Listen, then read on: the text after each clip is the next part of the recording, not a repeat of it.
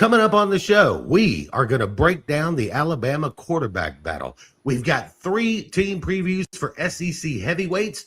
We're going to pick some over-under win totals and simple question for the defending national champs. It's all coming up, man. It's That College Football Show, and let's go.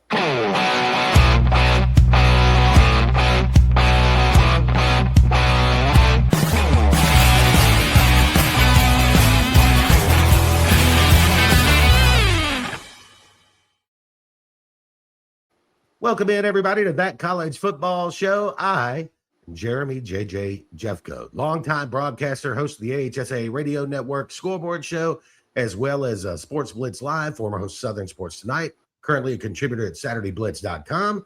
And the guy next to me is Eltoro Freeman, former Auburn national champion linebacker, creator of the Reputation on the Line brand, and one heck of a nice guy. Eltoro, how you doing, big guy? I'm doing good. How about you, Jay? Hey, I'm great. It's fall camp, man. We made it to fall camp. Do you believe that? Hey, man, we're almost here, Jay. You know, in my day and in your day too, there were 2-a-days going on this time of year. They don't really do that anymore. Yeah, it's kind of it done changed a lot, Jay. At one point in time, there was such a thing as 3-a-days. They definitely don't do that anymore. Yeah, right. Someone may go to jail. They got that going on, Jay. That's right. Someone will go to jail. They cancel the program, Jay. All right, so we've got a lot of great stuff to talk about tonight, and we're gonna, in this first segment, we're gonna get into the Alabama quarterback battle a little bit. It's Keelan Russell and Austin Mack. Those are the 2 guys that are fighting for that. Before we go forward, here's a quick reminder for you. If you like the show, hit that like button down there, the little thumbs up button, hit that. If you love college football, go ahead and subscribe to the channel. And if you love somebody who loves college football, share the show with them. Let them know. Get them on board, okay? It doesn't cost you anything, doesn't take you much time, but it helps us out a lot. All right, Eltoro, let's get into the Alabama quarterback battle, because it is, I would think, probably the most prominent quarterback battle maybe in the country. I mean, you're talking about one of the biggest programs in the country. So when Alabama has a quarterback battle, everybody wants to talk about it. You've got 2 guys, and I think there's some misconceptions about him. We'll get into that in a little bit. But it's Austin Mack going into his 4th year in college football. He originally signed with Kalen DeBoer at Washington, reclassified, signed as a 17-year-old, with the idea that he was going to redshirt for a year and then maybe sit for a year and then play. When DeBoer got the Alabama job, he transferred with him to Alabama, and he's been waiting now 2 years, coming up on his 3rd year in Alabama. He's got 4 years in the system. Austin Mack is 6'6", 235. I mean, he's a monster and a really strong arm. Where do you see Austin Mack in this thing?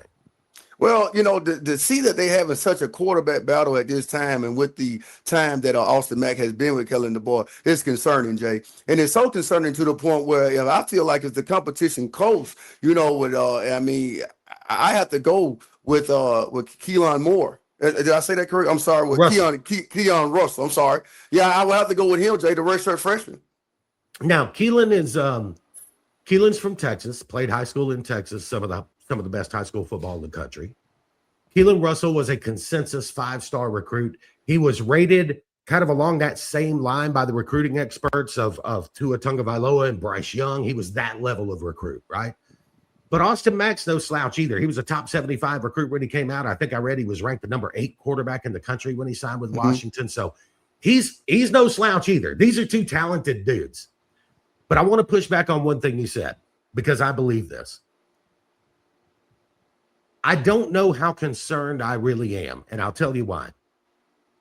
Kalen DeBoer, as a head coach, has never gotten quarterback wrong. He just hasn't. He had Jake Haener at Fresno State. He gets drafted in the 4th round, had a great career. He goes to Washington with Michael Penix. He gets drafted in the 1st round, has a great career. Comes to Alabama with Jalen Milroe, who really didn't fit the offense, but he still managed to turn him into a 3rd-round draft pick and had a good year, some ups and downs in there. And then, of course, last year, Ty Simpson, a 1st-year starter, kind of like Austin Mack had waited his turn, but he turns him into the number 13 overall pick to the Rams, who, Sean McVay and the Rams, no quarterbacks. So am I wrong in thinking that with DeBoer and Ryan Grubb, I just sort of trust them to get quarterback right? Does that make sense? Makes sense a lot, Jay, but I tell you what, man, they got another concern, and that's that offensive line. You know what I mean? And so I think that's also a part of the decision making as well, because if the offensive line isn't as good, I think you have to go with Kalen Russell. You know what I mean? That's the guy who's gonna be able to, he's mobile, he can make things happen. And then you have Austin Mack, who's more of a traditional quarterback with the big arm, but he's mostly gonna stay in the pocket. But if if the offensive line is not, intact, then he's not gonna have a pocket to stay in. You know what I mean? So it's a big decision, man. It's also just concerning to me, Jay, with Alabama being the program that it is, and we going into fall camp still in competition, not naming a quarterback as your starter, and that delays the chemistry. You know what I'm saying, with the receivers, and it was with the whole offense. And so that's a problem that need to get fixed very, very fast, Jay. Before we go, because I got a couple of thoughts on that too, but before we move on and continue this conversation, big thanks to our anchor sponsor, Glenn Smith Chevrolet and GMC in Opelika, Alabama. They're right there near the Georgia line, and people from all over Georgia and Florida and Alabama come to Glenn Smith because of their selection. They've got between 500 and 600 vehicles on the lot ready for immediate delivery. And I'm talking trucks, GMC trucks, Chevy trucks, heavy duty trucks, 2500s, 3500s, ready to work. So if you need a truck that works, they can help you out there. It's Glenn Smith Chevrolet GMC in Opelika. Check them out at glennsmith.com, GLYNNsmith.com. You see the banner down there. All right. Here's my thoughts on how the offensive line could affect this. Keelan Russell is a better runner than Austin Mack, because Keelan Russell's a super athletic kid. Kalen DeBoer went out of his way at SEC Media Days to let us know, hey, Austin Mack moves pretty good too. Sometimes with these big guys, it'll fool you because he's 6'6", 235, and it looks like he's not moving as fast as he is, loads long strides, runs like a giraffe, right?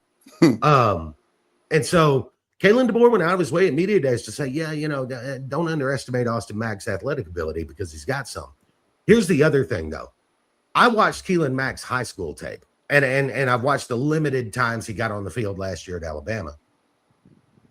He can run. He's a great athlete, but he's not a runner, right? He's a quarterback who uses his athletic ability to move around in the pocket and look for opportunities to throw the ball.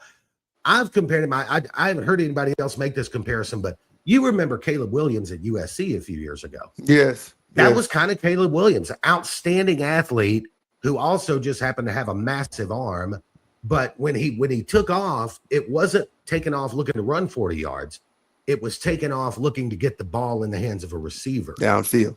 And that may be very valuable, especially if the offensive line isn't quite gelling as they go. I mean, they've got two scrimmages, right? The first scrimmage on the 13th, second scrimmage is going to be on the 20th. So the next two Thursdays, Ryan Grubb, the offensive coordinator, said their plan is they would like to name a starter after that second scrimmage and have about 2 weeks to get game ready with the starting quarterback working with the offensive line and the receivers and the backs. How important is that they get a starter named, or is that not important? If the competition's so close, do they just need to carry it over into that first game against East Carolina? Absolutely not, Jay, because if you have two quarterbacks, you don't have one quarterback. And, you need to have a guy that's going to lead your team, that everybody that's going to rally around, everybody can build that quarterback confidence, get the team behind him, man, and go out there and win ball games. You know what I mean? Like I say, man, this is Alabama. This is big-time football, man. Big-time program, man. I mean, like, telling the boy, his reputation online this year, man. Like, he has to get some things done, man, and this is one of the key factors in getting it done. Like, this is one of the key pieces. He has to name the quarterback. He has to give the quarterback, the nod or whichever one it is, and have enough confidence to get the team behind him, and let's rally behind. Let's go win football games, because that's what he's gonna have to do, Jay. I heard Ryan Grubb after one of the early fall practices. Somebody asked him what the two quarterbacks had done, what improvement had he seen, and he said that he thought that Keelan Russell got a lot better in the summer at taking care of the football, which is obviously that's vital, critical. And he said he thought Austin Mack had gotten a lot better over the summer and throwing on the run, right? Being able to get out of the pocket and still make something happen downfield. Do you have a sense? I mean, I just listening to the coaches, they're not giving anything away, man. I can't get a read on where they are. But do you have a sense of who you think is going to roll out there against East Carolina in the first snap? I believe it's going to be Russell. I mean, but especially with the competition so tight, I believe they're going to lean towards Russell because of, with the time that Austin Mack has had under Kellen DeBoer, and we still have a question on, is he capable of leading the team at quarterback? I mean, and you got a, redshirt freshman behind you, man, that, I just, you lean to Russell. And I think he can give you more, Jay. I think he can give you more because guess what? Like you say, the talent's not far away. Both of these guys were two highly recruited guys. You know what I mean? And so 5-star guys, you know what I mean? And I think he gives you more, and especially with his scrambling ability. You know what I mean? And so, and also, man, in the spring game, man, he didn't do bad. He didn't do bad there. He looked great in the spring game. He looked good. You know what I'm saying? So, yeah, Jay, I think the lean toward Russell in this one, Jay. I tend to agree with you. Go ahead. Let me ask you this, Jake. Why do you feel the competition is so close? I think my guess is that Austin Mack has a little better grasp on the playbook. That's just a guess on my part. I don't. Nobody's. The coaches haven't said that.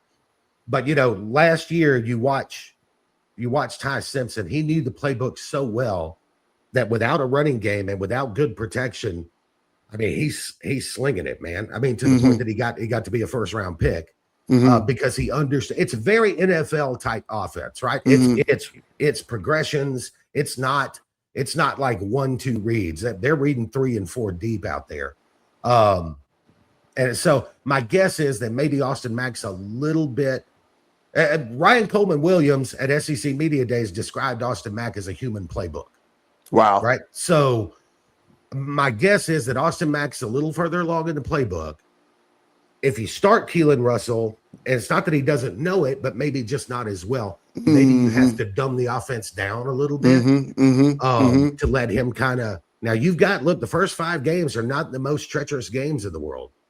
So you've got a little time to let that offensive line gel and let him, But I think it's going to be Russell just because I think it's the same reason that I thought in 2018 that Tua Tagovailoa would beat out Jalen Hurts. As good as Jalen Hurts had been, Tua Tagovailoa he was special. He just what he could do with his arm was just special.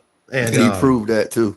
Yeah. And I think Russell's kind of in that same vein, so, and he's had a full year now. I mean, he's been there a year. So my guess is it's going to be Russell, but I don't know, man. It would not surprise me if Austin Mack was named the starter at East Carolina and they both play in that first game.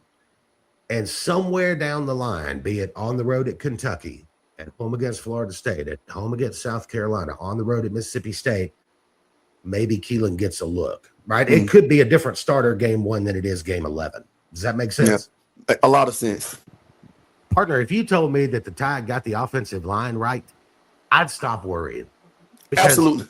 I think if you can develop a little bit of a running game, right? I'm talking about 4.5 yards a carry to help protect the quarterback. I trust them to get the quarterback ready to play. The offensive line's got to be better. And I don't know which way this is going to go. I'm leaning Keelan Russell. We'll find out, man. It's a big question mark for the Tide. Absolutely, Jay. We definitely will find out. And I definitely agree with you 100%. If the offensive line was intact, it wouldn't worry me as much. It would be much concerning on them trying to figure out who the quarterback is. But with that offensive line in question, and that really, they leave big question marks for the offense, for the Tide. All right, Eltoro, here we go with the next topic. I want to we're going to do some season previews tonight. And it's 3 teams that a lot of people think are going to be contenders in the SEC this year. So it ought to be fun. Let's start with the season preview of the Texas Longhorns. You featured Steve Sarkisian in your Reputation on the Line segment a couple of weeks ago. There's no question there's some pressure on Sark because they've spent, estimates are $50 million on this roster. You bring in Cam Coleman, you bring in offensive linemen, you bring in defensive players. You've got Colin Simmons at edge, who's probably going to be a top 10 pick, maybe top 5 kind of pick. You bring in two 1,000-yard running backs to transfer in, and you bring in Will Muschamp to coordinate the defense. Texas is primed for a run. They've also just happened to have a dadgum brutal schedule, man. Yeah, they do. They have a brutal schedule, Jay, but I think they have the players to be able to take on that challenge, and also the coaches. You know, everything that they got, everything they put together at Texas, man, is built for whatever, man. They're a juggernaut, you know what I mean, on paper. You know what I mean? Now, it's going to be vital to see if that can translate on the field, and that will definitely be a need. It will be a need for Steve Sarkisian to be able to translate this talent off paper onto the football field and win a lot of ball games this year. I'm curious about Arch Manning because, you know, when the season first started last year, he looked a little rough, but he's a first-time starter. Sometimes that's going to happen. At the same time, the last 5 or 6 games of the year, he looked like what we thought he was going to look like the full season. And then now Sark says, you know, he doesn't have to worry about the defense now that Muschamp's there. He can focus completely on the offense. And they didn't help Arch out any last year because the offensive line just could not protect him. So with now a rebuilt offensive line, with what everybody thinks are going to be at least 2 first-round picks on that offensive line, Cam Coleman coming in as the X, he's going to be the big body receiver. He'll be the downfield guy. I mean, can Arch be what we think he was supposed to be last year? He definitely need to be. And he have the pieces and the talent to do it. You know what I mean? Now, it's just that is you going to do it? The biggest concern I have about Texas is will they be consistent? You know what I mean? Will they be? Now, they're gonna be some tough game for them here and out throughout the season. That's any team through any championship run. You're gonna face a tough matchup. You know what I mean? But the great teams found a way to win those tough matchups. You know what I mean? So they can't go and lose a game to a Mississippi State by not just showing up. You can't go and you can't play to the level of your competition. You got to be able to play to the level of your competition every Saturday and beyond, man. And that's the biggest concern I have with Texas. Will they be able to do that on a consistent basis? I don't know yet, but we will see, Jay. I think we're going to find out early. I mean, they get Ohio State in Austin in that week 2 game, and obviously that's going to be a huge thing. If I were going to tell you a record for Texas, what would be a disappointing season for the Longhorns? Anything under 10 wins. Yeah. Anything under 10 wins is very disappointing. I mean, you know, because you get 10 wins, you know, you got a chance to get into the college football playoffs. You know what I mean? With their schedule, you know, I think they still will have a chance to get in the college football playoff. Now, if you're asking me personally, you know, it'll be heartbreaking to see them lose more than 1 game. You know what I mean?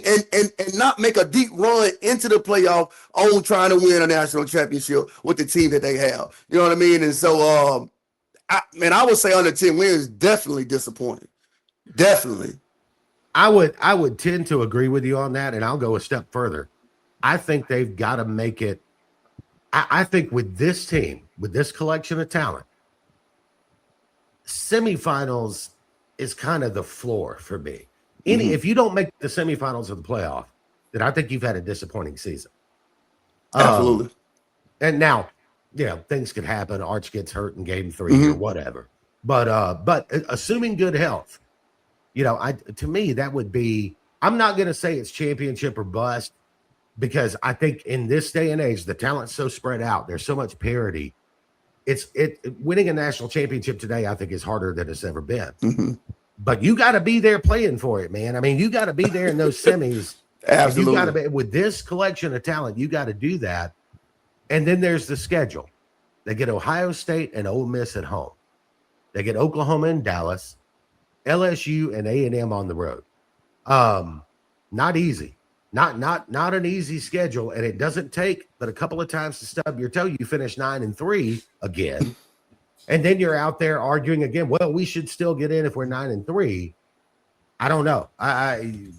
They're gonna have to be buttoned up every single week. Absolutely, Jay. No question about it. No margin for error in Texas. I think they're as talented as anybody. I'm still not 100% sold on Sark winning at that level, but if he's going to do it, this may be the team. Yeah, it has to be the team. I don't think he can do it outside of this team, Jay. I mean, this is the perfect setup. I mean, you got a great offensive mind in Steve Sarkisian. You know what I'm saying? You got a Heisman Trophy candidate at quarterback. You got every threat. I mean, in college football at the receivers and tailback, rebuild the offensive line. Then you bring in one of the most aggressive defensive coaches in college football with Will Muschamp. You know what I mean? And you have players on the defensive side of the ball as well. Jay, it's just no excuse. It's no excuse. Many years ago, I used to do a Thursday night trivia night with Will Muschamp. And his intensity on the field, he's pretty much the same when he's at a bar at trivia night. Just something to keep in mind there. Look, I think Texas is going to be really good. I'm going to go ahead and tell you, I'm not going to make a complete prediction on what I think they're going to do, but I think they're going to be there fighting for it when playoff time comes. I'm with you, Jay.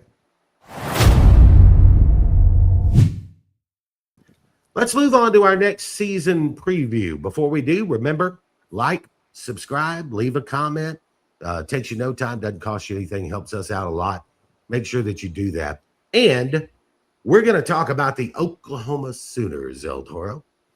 I'm all over the road on this team, so I'm going to kick it to you, and you tell me what you think about them because I can't make up my mind. Before we do, though, want to welcome Chanel Comfort Cooling and Heating to the show. You see their graphic down below here. This is a terrific company in the Lake Martin area, Central Alabama, residential cooling and heating. Eltoro, you know how it is in Alabama this time of year, man. It's hot. Hot, man. It's hotter than Florida. Something goes on with that AC. You need somebody like Chanel Comfort Cooling and Heating. They're going to take care of you. They're going to give you a great deal. They're going to give you a fair price, right? Which is all you can ask when you really need it. Chanel Comfort Cooling and Heating. You see the number down there below. Give them a call if you need it. We're here in the Central Alabama area. If you're calling them from Louisiana, they're probably not making that mistake. All right, Oklahoma Sooners, give it to me, El Toro. Jay, number one priority, they have to improve that their offense has improved since last year. All right, that's the biggest question with Oklahoma. The defense is going to be stout. The defense is going to be aggressive. The defense is going to make plays. I think they're going to make play after play after play. But they have to show that they have took the next step on the offensive side of the ball. You know what I mean? And so they have some pieces that they got in the transfer portal. You know what I mean? They got some skill guys at receiver, they got running back, and I think he needs to be more of a quarterback that do not turn the ball over. Be a great games manager, you know what I mean? And don't necessarily have to be the hero of the offense. You know what I mean? Get in a third down situation, don't force anything, punt the ball, they'll see another day, and lean on that strong defense because they got one heck of a defense at Oklahoma, and they showed that last year, Jay, without question. They've got since Alabama, they were bad running the football last year with the running back, right? But here we scramble around a little bit. Running the run. They do bring back some starters on the offensive line. 3 of those starters last year, one was a true freshman, 2 more freshmen. You expect them to get better. Let me ask you this question. Because John Mateer started last season hot. And you saw, video game numbers he's putting up. Now, he hurt the thumb. He missed some time. He came back. Eventually, the thumb got right. But then you started to see the turnovers, right? The inconsistent play, the bad decisions here and there. And I've heard it 2 ways. Number one, maybe John Mateer wasn't completely over the injury. Or number 2, Ben Arbuckle, the offensive coordinator that came with him when he transferred to Oklahoma, did it take about 3-4 games for the defensive coordinators in the Southeastern Conference to go, aha, that's what they're doing. Mm-hmm. And that's how we'll attack it. So is it possible that maybe the offense got figured out a little bit and they're going to have to make some adjustments to make it successful again? Absolutely right. Absolutely right. That's the big concern coming in this year. Or did Oklahoma make the necessary adjustments on offense to take the next step forward? You know what I mean? To make this team enter the college football playoff. You know what I mean? Because if not, we still going to see that same old Oklahoma, the same thing we saw last year. You know what I mean? You know, we're starting off hot, things of that nature, man. But I'm telling you, man, you got to stay hot. You got to stay hot, you know, especially in the SEC, man. You know what I mean? And it's trying to make a run in the college football playoff. Like you just have to, Jay. And we just yet to see. Yet to see. I'm concerned about Oklahoma as a regression candidate for this reason. They're at Michigan, they get Texas and Dallas, they're at Georgia, they host Ole Miss, and they host Texas A&M. That's a pretty tough road right there.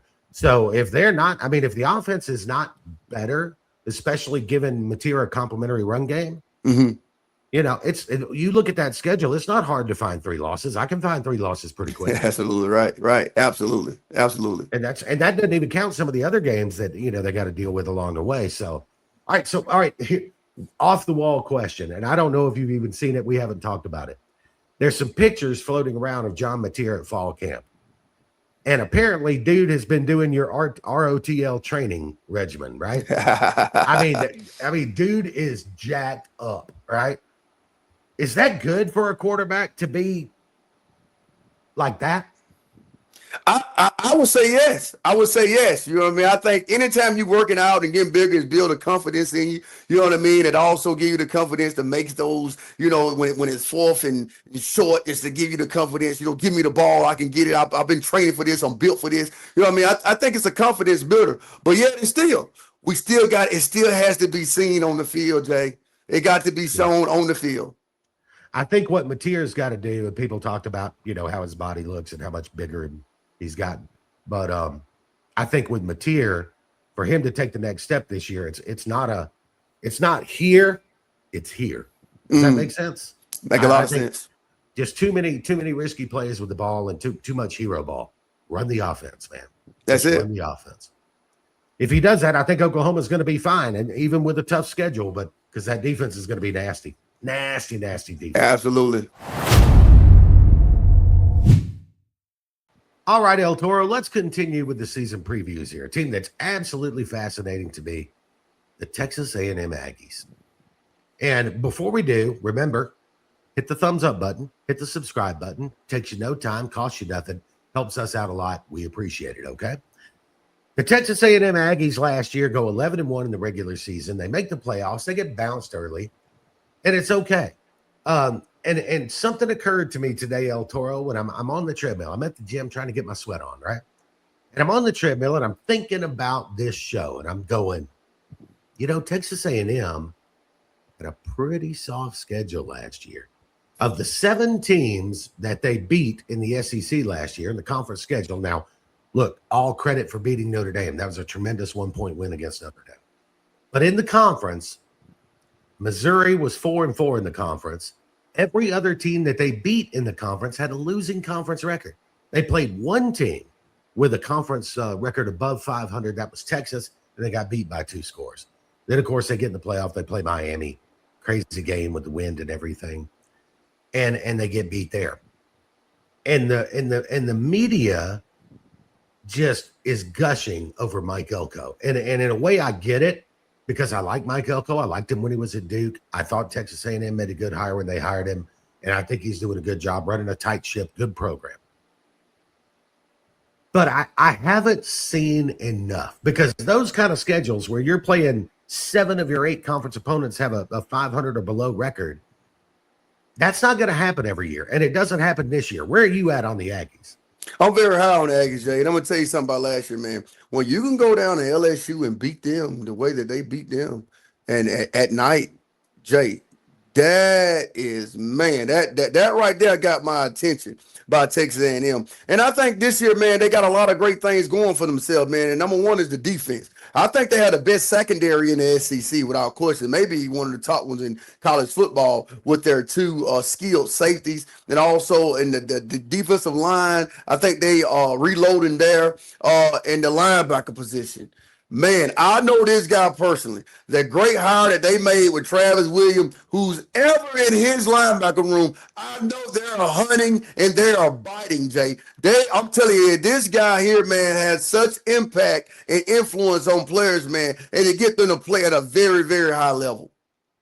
I had forgotten that Travis had been hired over there, and that's one of your guys, man, Travis Williams. So, and look, there's a lot to like about Texas A&M. But I think sometimes because they had such a great year last year, I think people can overlook the question marks because they do have some. They're replacing 4 out of 5 starters on the offensive line. They lost their offensive coordinator, Colin Klein, now the head coach at Kansas State. Elko's a defensive guy, so it's not like he's going to, partially take over the offense. They made the hire from in-house with Holman Wiggins, the wide receivers coach, who's never called plays before. And you've got a young quarterback in Marcel Reed who's still developing, especially as a passer. Now, running, man, lock it up. He's as good as there is. He's as good as you'll find on the dual threat. But passing still a little inconsistent on there. We saw it last year when they played South Carolina. You remember they fell behind 30 points or whatever at the half. They came back and won in the second half. Marcel Reed was atrociously bad in the first half of that game, and amazingly good in the second half of that game. He responded. And that's kind of Marcel Reed, right? There's times when you go, man, this guy's great. Then there's times when you go, what's he doing out there, right? So I worry about A&M replacements on the D-line, replacements on the offensive line, a new coordinator with a quarterback who's still developing as a passer and a game manager. And I just wonder with the tougher schedule, because, I look down on there, they've got Tennessee at home. They're on the road at Oklahoma. They got Texas at home. They're on the road at Alabama. I just wonder, do we see this team that, a lot of people think is a real contender? Do we see them drop to like a 9-3, 8-4 with all of this change happening? With every team you just named, Jay, they all have their own issues too.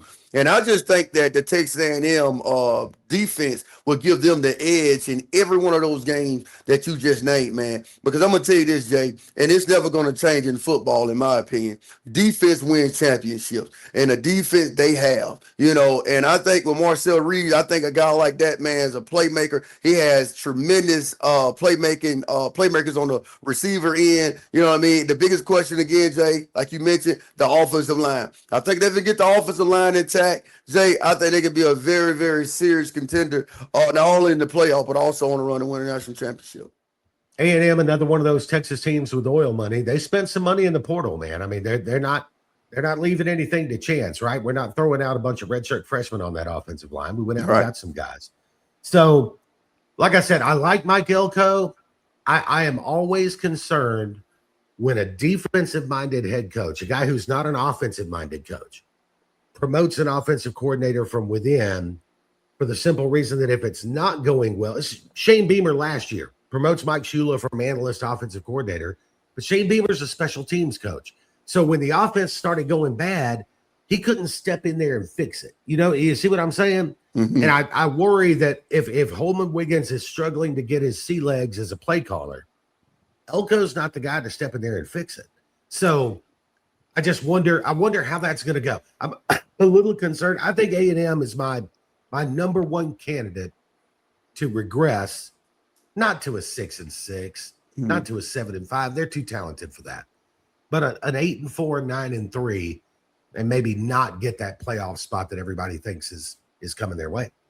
One of the key things I think that new offensive coordinator has advantage of is that he's familiar with the players. And he is a player's coach. Man, Jay, I watched the video on this guy, man. I've seen this guy. He was running the running back drills, receiver drills. He was all over the place. And the kids will respond to him. So I think that the hire in-house was great from that, just from that perspective, because he has a relationship. And I'm gonna tell you another thing too. Now, this guy has been around the block, and he's been around some great offenses and great programs, like in Alabama. You know what I mean? So I think this guy, man, I think the hire is good, Jay, and I think that the defense is going to win them ball games, going to force turnovers. Now, the offensive job is not to turn the ball over. You know what I mean? And so I think they can do that, Jay. I think they'll be a very, very surprising team and can find themselves in the college football playoff. And, If Marcel Reed can just be more consistent, if he can be more consistent with his play, then I think you're right. Then they are a playoff team. Like I said, without Colin Klein there helping to guide his career, I'm a little worried about that. But you know what? We'll see how it goes on A&M. We're not making our predictions yet, but we'll see how it goes on there. All right, let's move on to the next segment here. I want to talk a little over and unders. Not for every team in the SEC, but I just handpicked 10 of them, Eltoro. And this is one of those. I'm going to get my pen out. I'm going to keep track of this. We're going to revisit it at the end of the year. We're going to see how this goes. So before we get to these overs and unders, remember to hit the thumbs up button down there, and subscribe to the channel. Thank you very much. Also, thank you to our newest sponsor, Southeastern Land Group. I've known these guys for a few years. Dave Milton, Brian Watts, they do a fantastic job. And what they specialize in is helping people buy or sell rural land in the Southeast. They've got 80 agents spread out over 10 states, and that's what they do. They broker land. And if you know anything about owning land, land is freedom, man. If you own the dirt, it's yours. You've got freedom. You can do what you do. And they're the best at it anywhere in the Southeast. So Southeastern Land Group, selandgroup.com. Make sure you go on there and check them out at Southeastern Land Group. Okay, here we go. Over unders, Eltoro. I'm going to throw it at you, and we'll each pick an over and under for these 10 teams on the Vegas win totals for the 2026 season. We're going to start with my Alabama Crimson Tide. Now, Vegas has them at 8.5, Eltoro. What do you think? Under. How did I know? How did I know you were going to go under? Something told me that you might go under. I'm going to go over. I'm going to go over. And I'm going to go over because I think they're going to get quarterback right. I think Keelan Russell might be the truth. And I think the offensive line got better the day they hired Adrian Clem. So I'm going to go a little over on Alabama. I think I'm not saying 11-1, 12-0, but 8.5, you only got to get to 9 to beat it. And I think they can get there. The Georgia Bulldogs, 9.5 is what Vegas gave them. Over. 100% agree. This may be the easiest over in college football. Arguably, they had the easiest schedule in the SEC this year. Just the way it sets up. You've got 14 returning starters. You got Kirby Smart out there. You got Gunnar Stockton out there. And you're telling me that there's a possibility this team loses 3 in the regular season? I can't buy it, man. Georgia, to me, is the easiest over in this whole thing. All right, the Texas Longhorns, we know about the talent. We also know about the schedule. 9.5 is also their total, man. What you got? Jay, it better be over. Not it will be. Yeah, it better be. Yeah, without question. for the sake of Steve Sarkisian's mental health, yeah, I agree with you. Give me over on Texas just because Sark's got to. You don't have a choice, man. Without question, man. All right, next up, Texas A&M. We just talked about them in the preview a little while ago, but Texas A&M, Vegas maybe sees it a little bit like I see it. They've got them at 7.5. Over. Going over on the 7.5. I struggle. I think Texas A&M is a candidate to regress this year, but I don't think they regress to 7-5. I can't see them losing 5. I'm going to go over with you too. The Oklahoma Sooners also 7-5. 7.5, I should say. I got them. I got them under, Jay. I got them at 7. That's tough. But the schedule's brutal. Oklahoma has a schedule that, you wouldn't wish on your worst enemy. And Mateer can be a little inconsistent. You're going under on there. I'm going to go over. I'm coming around to Oklahoma a little bit. I'm going to go over. I think the defense is going to be tremendous. I think if Mateer can just don't play hero ball all the time, just run the offense, I think they can get to 8. So I'll take the over there. All right, Lane Kiffin goes to LSU and maxes out mommy and daddy's credit card. Buys offensive linemen, buys wide receivers, buys a quarterback, actually buys 3 quarterbacks, buys defensive players, Keeps the defensive coordinator there with $2.5 million a year. LSU sits at 8.5 on the Vegas line. I got them at 8, Zay. I'm going under. I actually don't disagree with you there. I think 8-4 first year. Look, coaching changes are hard, man. They don't just work out because you can call plays. That's not how this works. And to be honest with you, I'm not a big Sam Leavitt fan. I wasn't a big fan of his at Arizona State when they went to the playoffs 2 years ago. So, we'll see. Maybe I'm wrong, but I got LSU. I'm with you about 8-4. Ole Miss. Now, you talk about disrespect. This team was in the semifinals of the college football playoff last year. Trinidad Chambliss coming back. Kewan Lacey coming back. They spent money on the defensive side at LSU this year, something Lane Kiffin really never did. All of his money went to offense. And Ole Miss sits at the disrespectful win total of 7.5. I go over, Jay. I think this, to me, it's almost as easy as Georgia. Now, Pete Golding could come out there and be a total bust as a head coach, but we've seen him win a couple of playoff games. And I like Pete Golding. I'm going to go with you on the over. I think the closer we get to the season, the more I'm thinking, why is this team not winning 10 again? All right, let's go to your Auburn Tigers, Eltoro. The Auburn Tigers have not had a winning season since 2019. That's kind of crazy to think about. But Alex Golish comes in, brings Byron Brown with him. Vegas says they're going to be better. We're going to put them at 6.5. Over, Jay. Easy over for you? Without question. Easy over for you. All right, so I'm going to surprise you a little bit here. They supposed to won at least 8 last year, Jay. I agree. Should have won at least 8 last year. Look, the Bama guy's going to agree with you on this. I lean kind of 7-5, but we'll see how the season goes. I like Auburn over the 6.5. The Florida Gators, 7.5 is their total. Over. Over for the Gators. I'm going over with you too on this one statistic. John Summerall, new head coach in Gainesville, has never won less than 9 games in a season. I don't know what that means, but it means something. It's like the old saying, Eltoro, like nothing is everything, but everything is something, right? And the fact that he's won no less than 9 games every year he's been a head coach, it's something. We don't know what it is yet, but it's something. Finally, the South Carolina Gamecocks. Now, last year, atrocious 4-8. Shane Beamer's firmly on the hot seat. Hires a new offensive coordinator. They spend some money in the portal, pick up a couple of offensive linemen, pick up some defensive help. You've got talent on the team. You've got Lenore Sellers. South Carolina, the win total at 6.5. Under. I got if that's the case. If that's the case, that's a good job for somebody next year. Without question. I'm actually going to lean a little over because I love Lenore Sellers and I love the coordinator hire.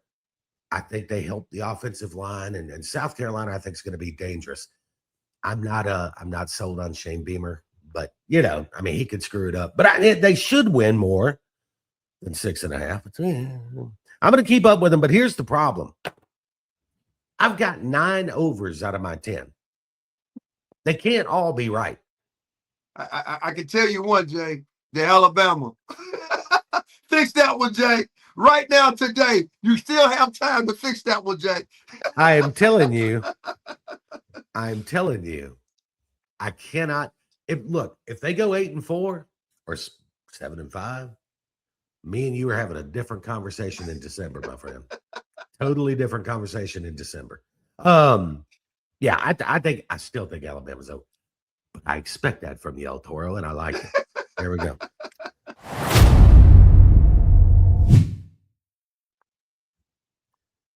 All right, let's go one last topic before we close this thing out, Eltoro, because this is something that sticks in my craw a little bit.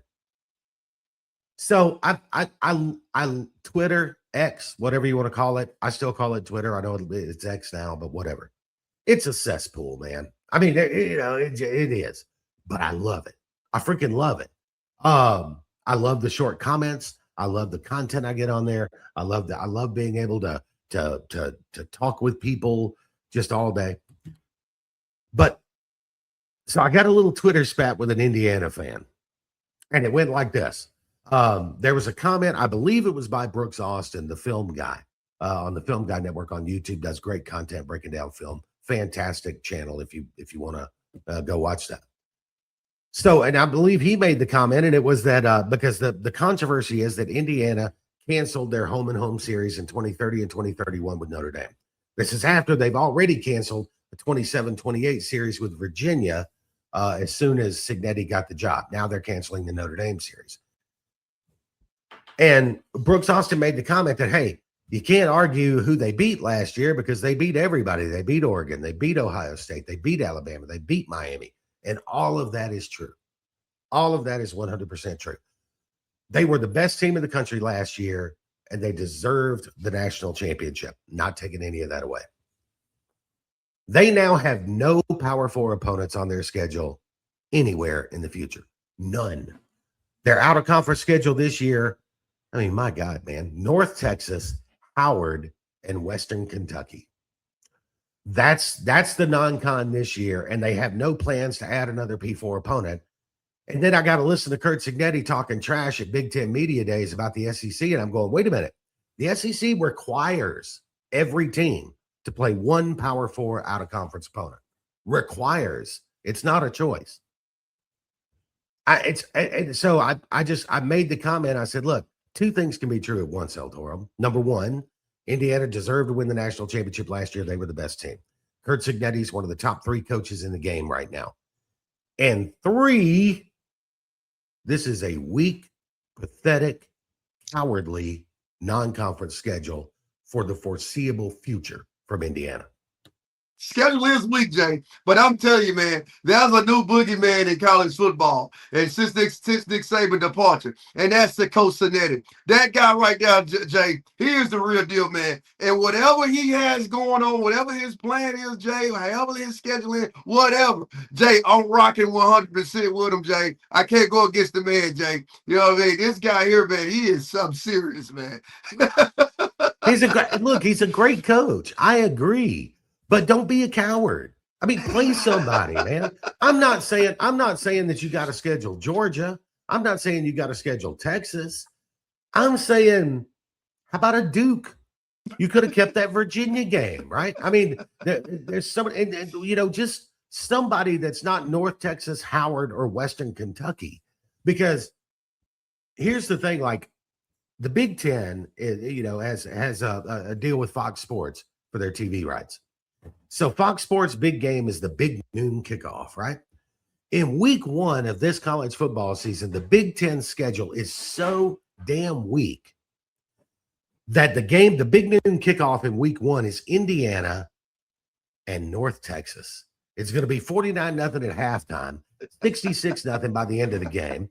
Nobody's going to be watching. Fox Sports isn't getting their money's worth out of it. If I'm Fox Sports, I'm going, what are y'all doing to me, man? I got to put eyes on the TV. I need eyes on the screen, right?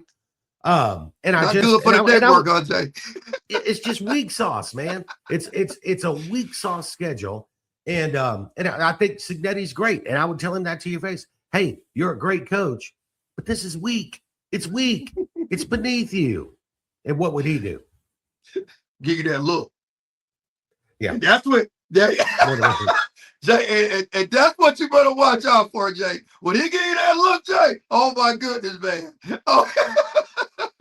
But I tell you this, Jay. I tell you this now. They had a lot of success last year, man. Those guys was clearly the best team in college football. Now, if he messes around and lose a game, I think that's gonna hurt. That the schedule could hurt him. You know what I'm saying? Being considered and going, sure. Making the playoffs. So if Ohio State that way.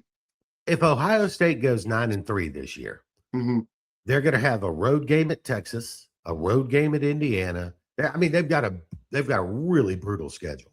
If Ohio State goes 9-3 this year, there's going to be a strong argument for still putting them in the playoffs because they will have still beaten good teams on the schedule. Mm-hmm. If Indiana goes 9-3, they really won't have a quality win at all. Yeah, it'll hurt them at all, right? because you presume if they lose 3, it's going to be Ohio State, and it's going to be the best teams they play. It's gonna be the best, correct? Yeah, and so I mean, how about a one-off, man? Give me a kickoff classic against, I don't know, Florida State. Right. But yeah, I just and the bad thing was on X when I got in this spat about this. Is a guy came back and he goes, well, they'll give anybody a microphone these days. I'm like, man, I've had a microphone for 30 freaking years. It's just the where I'm doing it's changed. Right. So anyway, Indiana, schedule better. Cignetti, schedule better. We want to see you play a good out-of-conference opponent sometime before I die. Leave that man alone, Jay. Leave him alone, Jay. I'm not leaving him alone on this one, man. I want the Big Ten to do what the SEC does and require one Power 4 non-con opponent. Just one. The other 2, you can do Howard again. Play Howard twice. Just give me one good game out of conference. All right, Eltoro, that's it. We're going to wrap this show up. Remember, hit the thumbs up button. Subscribe to the channel. Leave a comment. Costs you nothing. Takes a few seconds. Helps us out a lot. And share the show with somebody, man. If you like the content, tell somebody about it. Matter of fact, send them a link to the channel. We would love that too. Thanks again to Glenn Smith Chevrolet GMC and Opelika. All right, what you got for me before we close out, brother? War Eagle. It's getting close, Jay. It's about that time, Jay. I knew it was coming, man. Fall camp has started. All right, remember, guys, eat your vegetables, go Braves, and to know ball is to love ball. We'll see you next time.